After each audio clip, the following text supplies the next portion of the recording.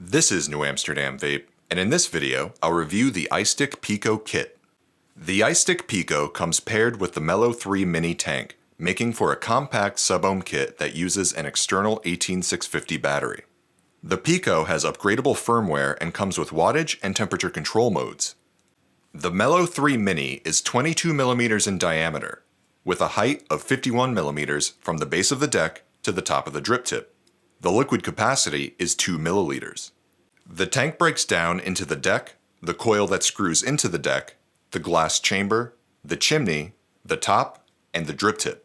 The iStick Pico has a width of 23mm and a depth of 45mm.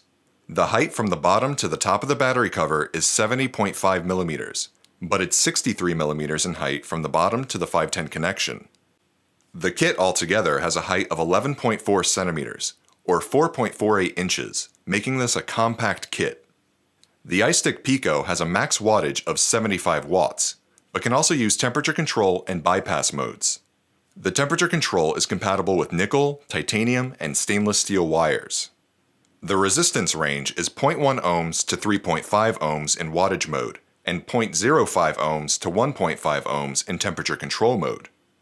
The Pico requires you to have an external 18650 battery instead of previous iStick models that had a built-in battery, which raised some safety issues due to low quality in the past. The kit also comes with a USB cable for charging the Pico or upgrading the firmware, spare O-rings for the tank, and a spare 0.5 ohm coil.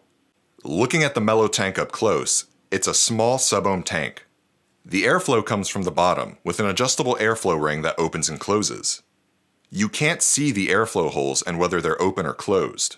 The 510 connection has a non-adjustable pin, so don't use this tank with a hybrid mechanical device. The drip tip is a Delrin drip tip covered in a silver enclosure, held in tightly with 2 O-rings. The top piece screws off easy enough since there's grooves around the cap. There's an O-ring on the top to keep the liquid filling slots sealed. The top filling slots are fairly small. My glass drippers didn't fit into the slots that well. I didn't have a hard time filling the tank since the slots go almost all the way around, but it would be nice if a glass dripper could fit in there. There's 2 O-rings on the chimney that hold the glass chamber in place. The chimney screws off from the deck and you can see where the coil screws into the deck. The coil itself is exactly the same as an Atlantis coil and is interchangeable. I have a used Atlantis coil, and side by side you can see the coil included with the iStick has smaller wicking slots but is otherwise exactly the same. Looking at the Pico up close, it's a compact and rounded device. On the front is the power button, the screen, and the USB port. The bottom of the device has the plus and minus buttons as well as the vent holes. The battery cover screws out easily enough, but does not have an O-ring around to seal it since it's right next to the tank.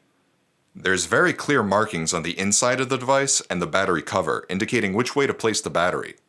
The 510 connection has a spring-loaded pin. Insert the battery with the positive end down and screw in the battery cover.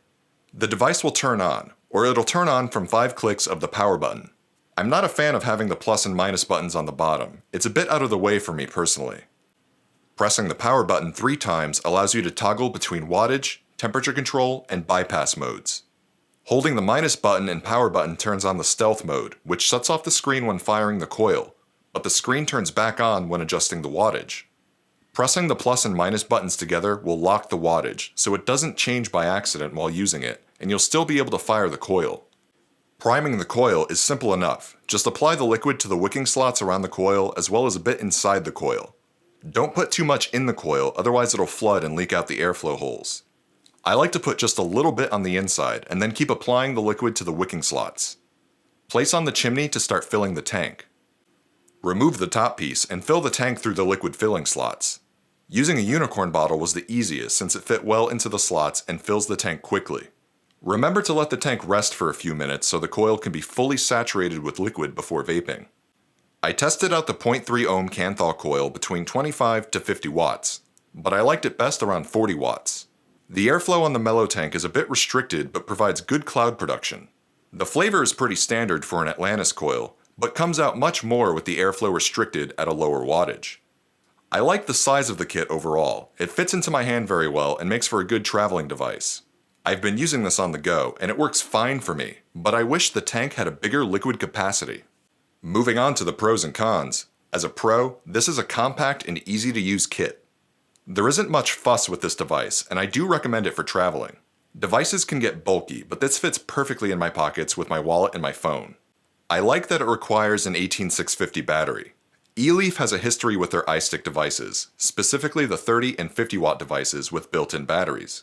They were very popular, but due to poor quality, there were a lot of safety issues with the built-in batteries and charging the batteries through the device. I prefer to use my own 18650 battery and charge it in an external charger. I never charge the device directly. The price is another pro.